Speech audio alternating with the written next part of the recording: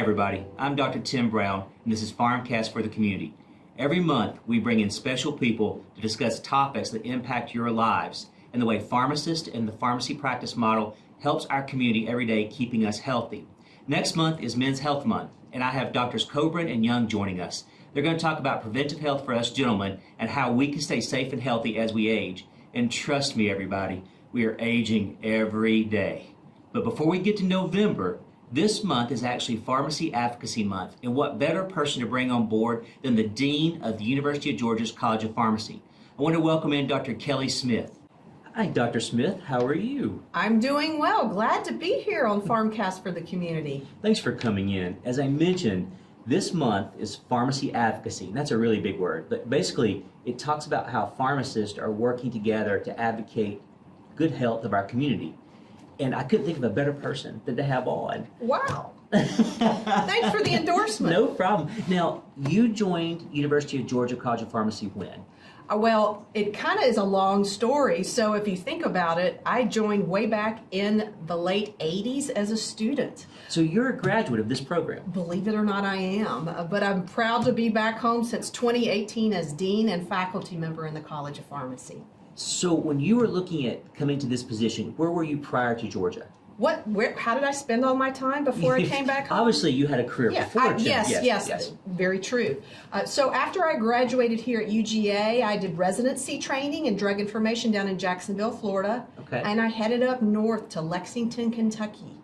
And I started off my career as a clinical pharmacist in drug information at the University of Kentucky Hospital. Spent years there at a great practice and really developed a number of what is now old school technology and approaches that predates the internet. Perhaps you can relate. Yeah, I relate every day. And many of our audience members perhaps can too. Got really involved in residency training and developed and it really directed a residency program there. Loved doing that, and I found I really enjoyed unleashing the potential in others. So got involved in teaching, became a faculty member at the college. And suddenly this administrative thing started happening for me. So experience in student affairs and academic affairs, and even did a little stint as an interim dean. And that's when I got the bug to be a dean. And so leaving Kentucky at the time, University of Kentucky, right? Yes, that's correct. And then taking this position in 2018. Yes. And walking into the University of Georgia now as dean when you were a student, what was that like coming back? I mean, it had to feel kind of triumph, right? I mean, coming back to this alma mater that you love so much. A place that has always held my heart. For the football fans in the audience, they might be able to relate to this, but occasionally the two teams square off, University of Kentucky and University of Georgia. Right. My Kentucky colleagues always said, well, you're going to pull for Kentucky, right? The answer was always no. My alma mater always had my heart, and it still does. So when I came back, there was an affinity immediately for that. It's interesting because there are a few of our faculty members who taught me, so who knew me as a student, as a baby pharmacist, as you might think of, but certainly to really see how we have grown and expanded, not only in our physical footprint, but the scope of our research, our patient care, our spread across the state. And that's kind of paralleled how pharmacy practice has evolved too, so it's growth everywhere. So I think for those that are tuning in from the community, obviously we all know University of Georgia. It is the premier institution when it comes to Georgia education. But the College of Pharmacy is a component of that, right? It's on the main campus, that kind of thing? Indeed. So if you're not into the higher ed hierarchy, we are a number almost of 20 other colleges that are a component, and schools that are a component of the University of Georgia. So we're the academic home for a number of degree programs. Yes. Got it. And then we're also, though, we have a bit of an extended campus model. So we have outposts across the state. We've got down in Albany, over in Augusta, and in Savannah as well. And even a few people that hang out in Gwinnett. So we have pharmacy students on all those campuses. We got them everywhere. We got people everywhere. I think for the folks that are listening, I really want to back up for a second and talk about pharmacy education. Sure. You talked a lot about, you were in residency, you graduated from UGA. Currently, how many students does the College of Pharmacy take per year and sitting in to become pharmacists? Yes. We are fortunate that we are able to attract students from all over the place. Yeah. And on average, we target about 145 new students joining us every year. When they come to us as pharmacy students, they've done at least 2 years of pre-pharmacy coursework, but many have done other work as undergraduate students, maybe have other degrees and then come along, and they're signing up to spend 4 years at a minimum with us. So 6 total minimum. 6 is the fastest you can get there. And that's getting the PharmD. So that's getting your doctor of pharmacy. They are a doctor. That is correct. And I think that's a big change for a lot of folks out there that might be listening is pharmacists are doctors. That is correct. Not to be confused with physicians. Yes. But, doctors of pharmacy and everyone who works in pharmacy this day and age, from the community setting all the way to the hospital setting and research, tend to have this PharmD degree. That's correct. So 6 years minimum. Yes. And then you mentioned this magical word of residency. Residency which training. I have to tell you, when I told my parents I was going to residency, my parents were like, okay, we didn't realize pharmacists, what do you mean you're going to residency? What is that? So what does that mean for folks after they graduate with their PharmD and they choose to go to a residency? These days, you can find a real clear parallel with it in medicine. Is what people are accustomed to. That's a good way to do it. And the way I tend to think about it is healthcare is so complex, and certainly drug therapy and the disease states are so difficult and complex. You need some focus time if you wish to really specialize and say, I'm going to set myself apart and I'm going to be able to deliver a high level of care to a certain group of patients and work in a particular sector. We can't cram all that in 4 years of pharmacy school. So we have a model in pharmacy where you can self-select and say, hey, I'd like to establish my reputation as someone who's focused in this area. I'm going to go get some residency training to really get me that depth. So critical care, emergency room, pediatrics. There you go. You can have pharmacists who specialize in those various, family medicine. Practically every medical specialty in a residency training, nearly everyone has a component in pharmacy as a parallel. I bring this up, and obviously I know these things, and I'm quizzing you on them because I want to educate our community. I don't think people realize that pharmacists go through such an extensive education, and then it's just the beginning of their education when they graduate, because there are so many steps they take before they start to really practice on their own, if you will. Indeed. And so I know that's out there, and with our students and with everything that's going on, you just talked about sort of the evolution of pharmacy practice. How do you think UGA and the College of Pharmacy have adapted to this evolution of pharmacy? Because I think many people say pharmacist and they think, oh, the person at this particular store is going to help me get my medications. They're going to run them through insurance, make sure everything's paid for. But pharmacists do way more than that. Well, I'll say they/we. Yeah. We certainly do. Much of it happens actually up here, so it's not externally visible in terms of we're what we think of as the ultimate problem solvers, and we're able to use those problem-solving skills in a variety of places and ways. So just the visible kind of, I'm going to put something in a package and I can see the steps you take, it's not there.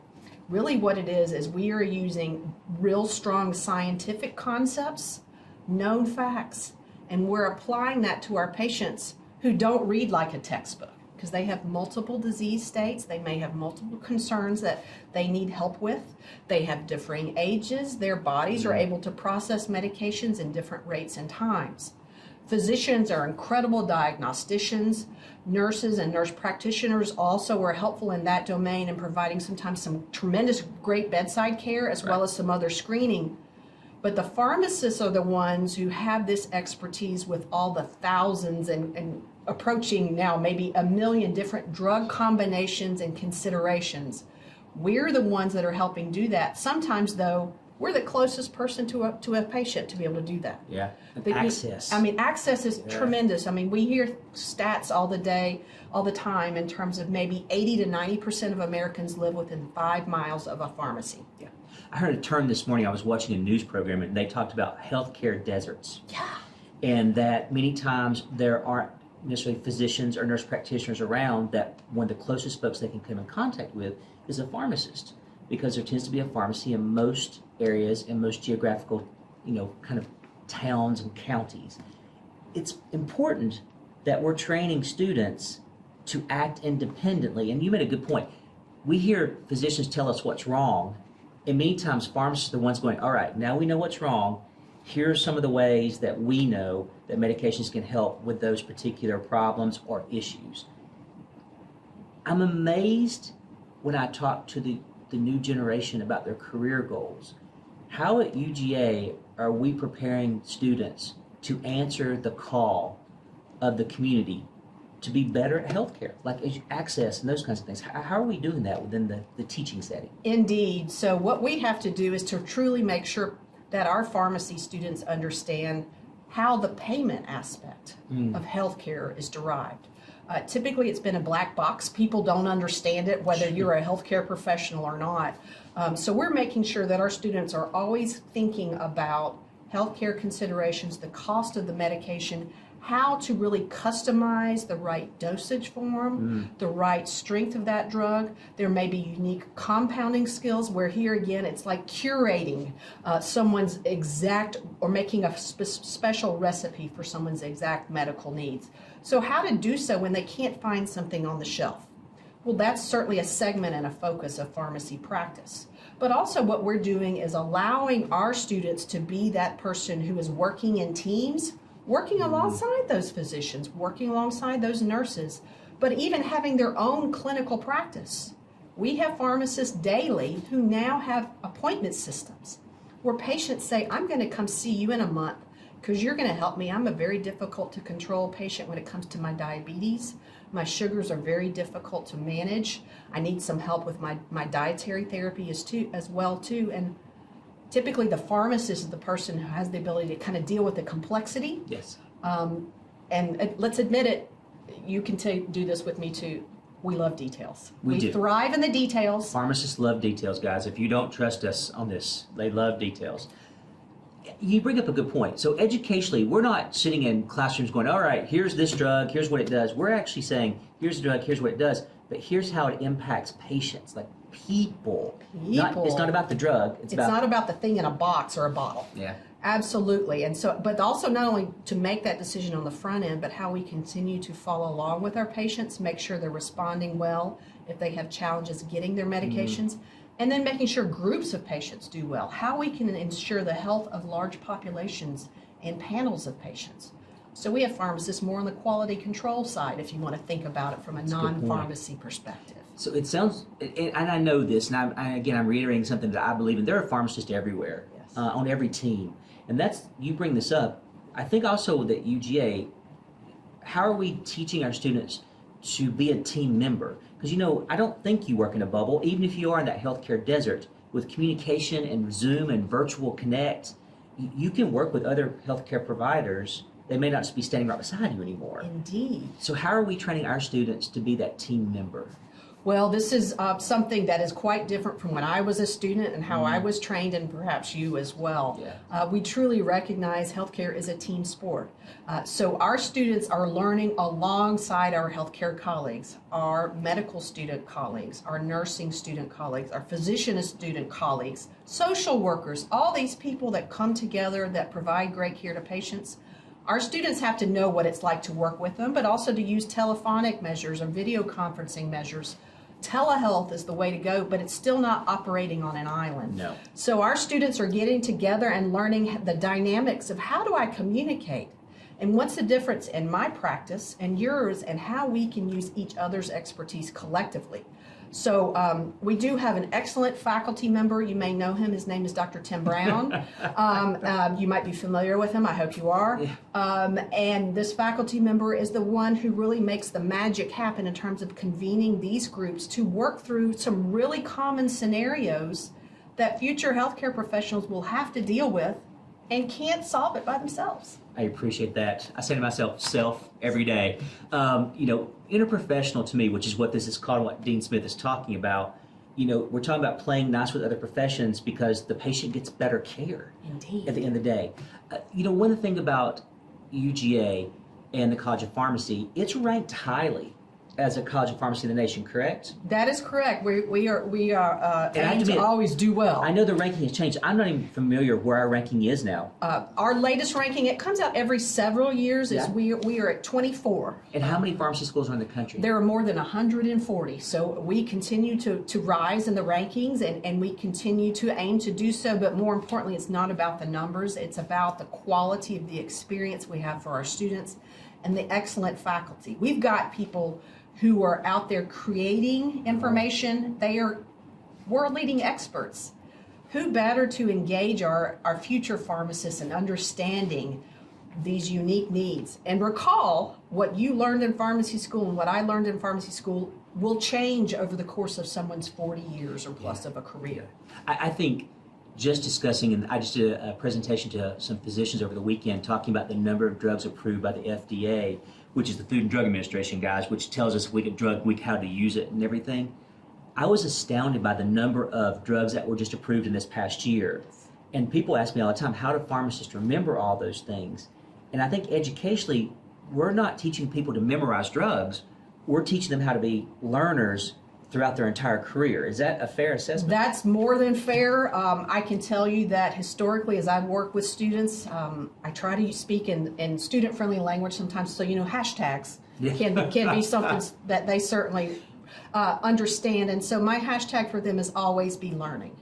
As a healthcare professional, they should always be learning. We're going to teach you the foundational things and the ways and the context clues to think through difficult situations, but you've got to commit to leading your own career, and you essentially are a student of healthcare as long as you are a pharmacist. I think to take that to the next level, one of the things that I hear my father say and my family say, they're sort of fed up sometimes with healthcare. Access them costs a lot of money. They don't understand why they have to use this versus that. How has UGA crafted a way to have impact within the folks who make those decisions? Insurance companies, heck, governments. Are we doing anything at our College of Pharmacy to impact those, not just in Georgia, I guess nationally as well? You know we are. So fortunately here again, we can do that through individual mechanisms, so through our own faculty who are practicing pharmacists and leaders in the profession. Yeah. That's something that's important to me, as I've had the opportunity, and as well as you, to be a leader in one of the larger national pharmacy organizations. And so what people are doing and modeling then in their own careers, our students are seeing and picking up on.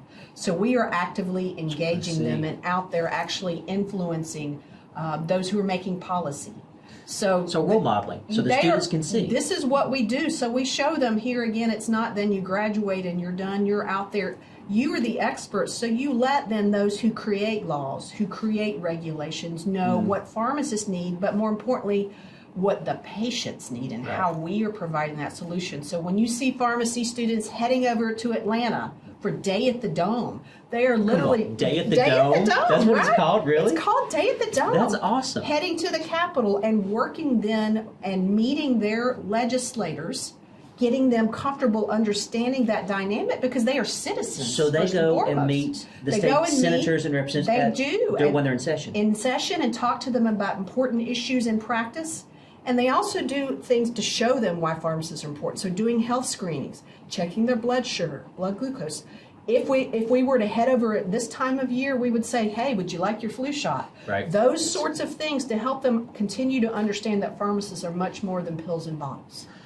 And I have to admit to you, Day at the Dome, I love that. And I'm new to Georgia, and you know this, but every time I talk or learn something new, I'm always amazed at the ingenuity of the students and what they come up with. But Day at the Dome and going to see legislators is brilliant because it puts the student in front of these folks and also a voter in front of the folks who want to be reelected. Indeed, and we're fortunate that here in Georgia that we've got some strong practice member organizations, so we also help our students understand. Here again, you need to find your people, find your tribe, so once you graduate, you have people that can continue your own professional development, help you with the educational needs, but help you with the unique patient care things. And so organizations, that's what their bread and butter is. Yeah. And so helping them connect with those as well, it's incredibly important. And there are two in Georgia, correct? There are two major organizations, and there's some smaller regional chapters that as have well. Impact, yeah. Absolutely. But we've got some strong groups here and I will say I'm kind of proud because there's great legacy of leadership from UGA graduates in those organizations. Nice. Now, the students themselves, and I know this just because I've been sitting in the dean's office recently, that there are student organizations that happen on campus as well that work with these state organizations. Exactly. So we have what we call student chapters of these organizations, and some of them even have the opportunity to sit on the board of directors for kind of the parent organization. Right. Here again, it's preparing them for when they are graduates to assume great leadership roles in the profession, but also in the community. These are skills that can translate to being on a local board of education, or perhaps eventually to become someone involved in politics. Beyond that, other civic organizations. That's an important role that pharmacists should play because here again, their patients see them as community leaders. So, to sum up, obviously when a student is accepted to the College of Pharmacy, they're learning about medications, they're learning how to interact with patients, they're learning how to take care of patients in a team approach. And then also it sounds like they're learning to have an impact on their community, both at a national, state, and a regional level by being involved or being, what's a great word?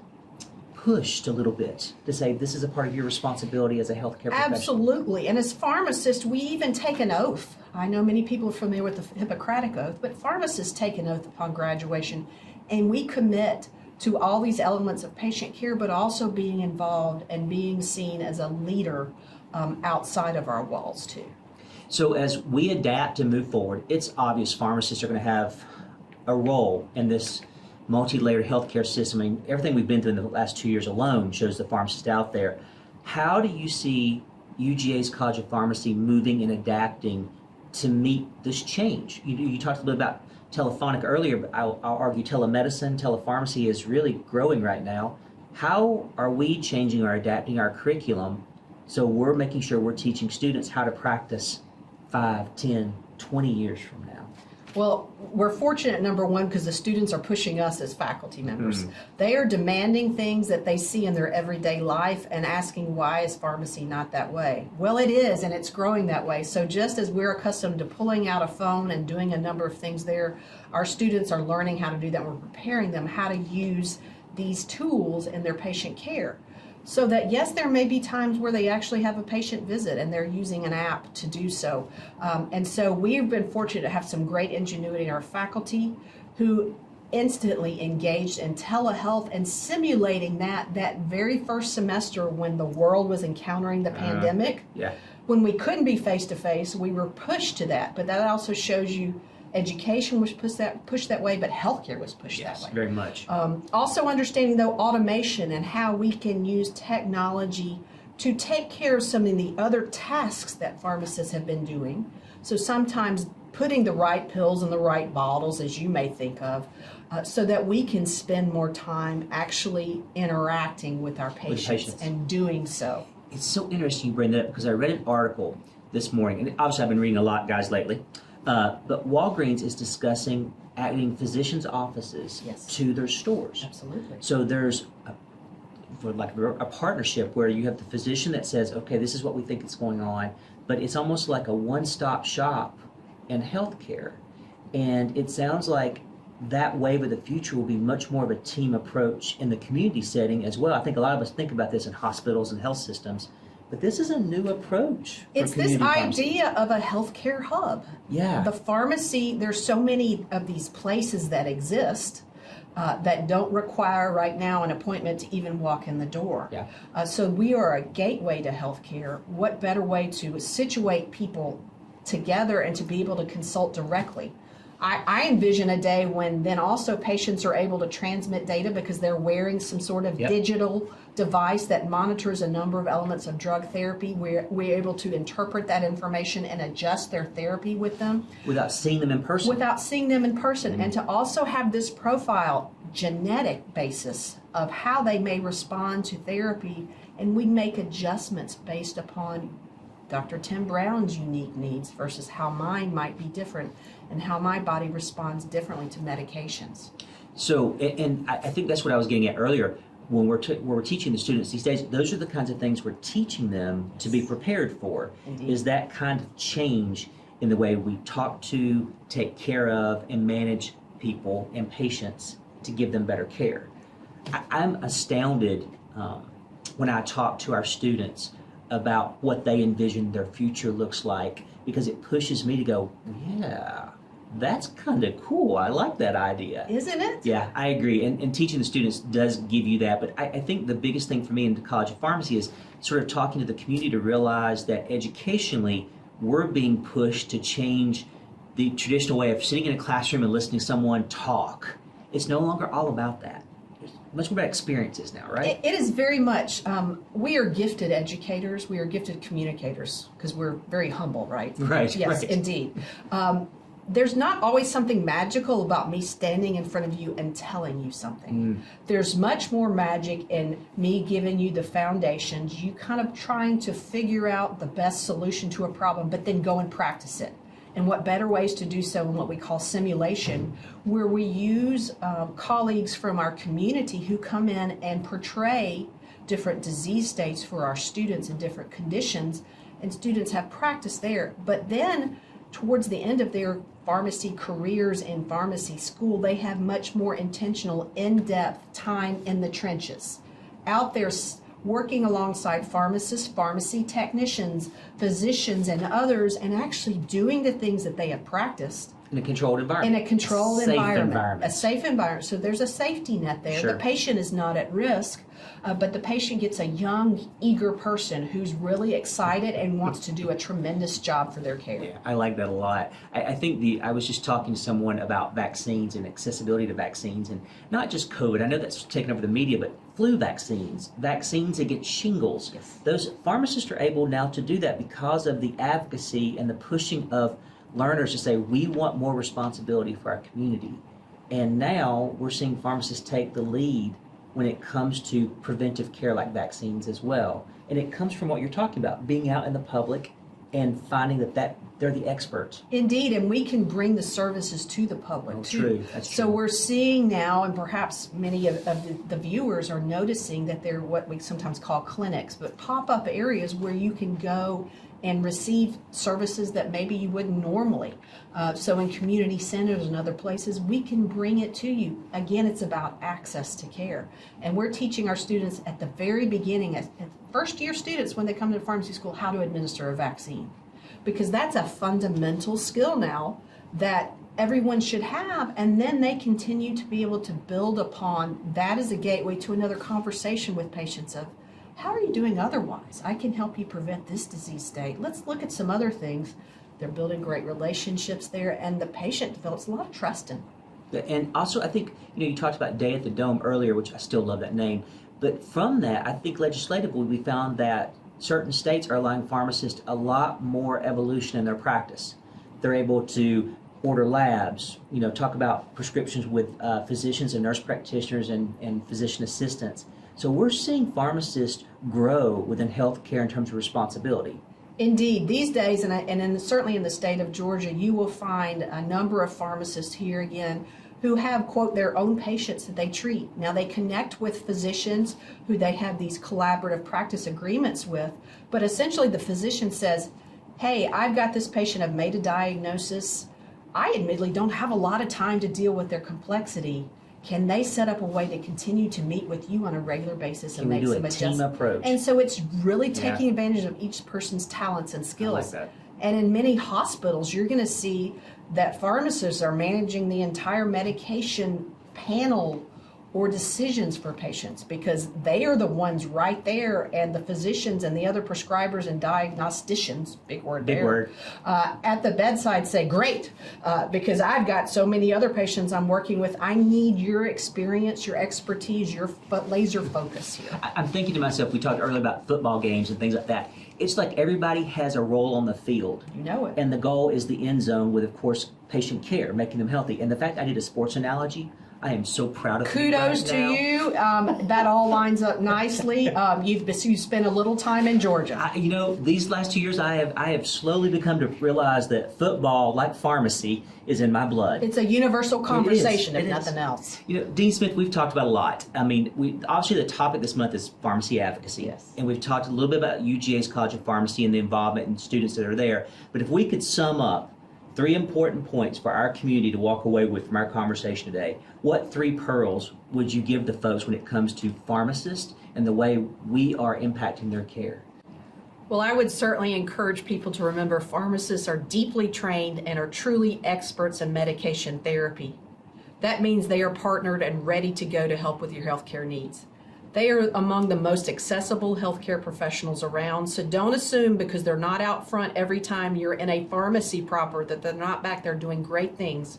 And they're able to take care of you. And remember, too, they're able to take care of you when it comes to being part of a team. So they play an important role in the complex needs that we have today and will have, as we've heard earlier, as we continue to age. And that's it, everyone. Thanks so much for tuning in to PharmCast for the Community for this month. We've been talking about pharmacy advocacy and how pharmacists are impacting your care in the community. Please remember, join me next month for Men's Health Month in November. Doctors Coburn and Young will be on board talking about what it's like for prevention and health care for men. Tune in then. In the meantime, safe and healthy until.